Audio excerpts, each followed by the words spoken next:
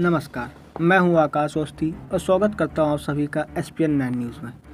उत्तर प्रदेश की 10 विधानसभा सीटों पर उपचुनाव की तैयारियां तेज हो गई हैं। अक्सर उपचुनाव से दूर रहने वाली बहुजन समाज पार्टी ने भी इस बार सभी 10 सीटों पर होने वाले उपचुनाव में उतरने का फैसला किया है, जिसके लिए पार्टी ने काम करना भी शुरू कर दिया है। अब बहुजन समाज पार्टी के उत्तर प्रदेश प्रमुख विश्वनाथ पाल ने इन सीटों पर जीत का बड़ा दावा किया है।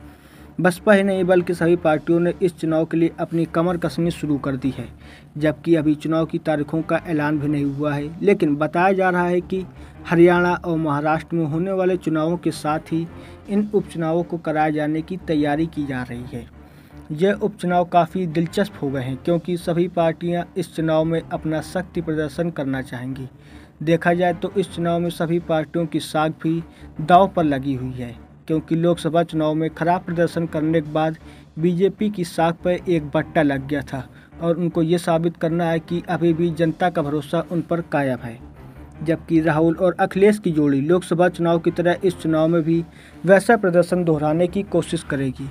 यूपी बहुजन समाज पार्टी के यूपी चीफ विश्वनाथ पाल ने कहा, विधानसभा उपचुनाव के लिए बसपा तैयार है।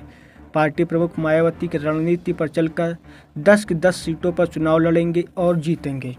बसपा ने पहले यूपी की सभी सीटों पर उतरने का ऐलान कर दिया था, लेकिन अब विश्वनाथ पाल के बड़े दावे ने सबको हैरान करके रख दिया है। यूपी में होने वाले उपचुनाव को लेकर बसपा सुप्रीमो मायावती ने सभी सीटों के प्रभारियों से संभावित मजबूत उम्मीदवारों की सूची मांगी है।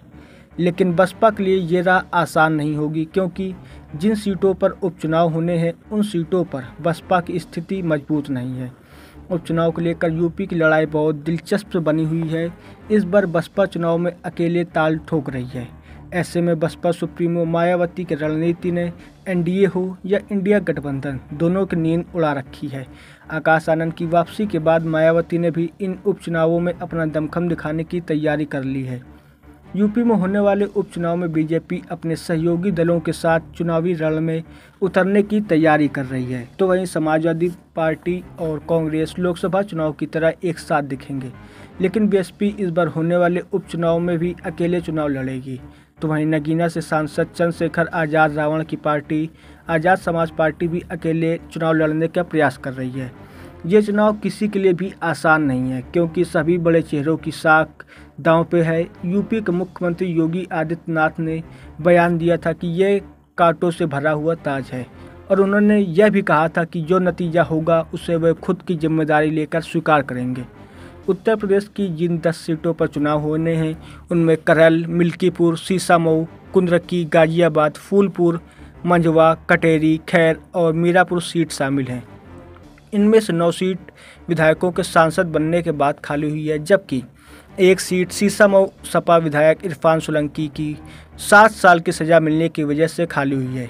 इरफान सोलंकी की सज़ा पर अगर स्टे लग जाता है तो इस सीट पर उपचुनाव नहीं होंगे। ऐसे ही और खबरें देखने के लिए बने रहे SPN 9 के साथ और अपनी राय हमें कमेंट सेक्शन में दें। धन्यवाद।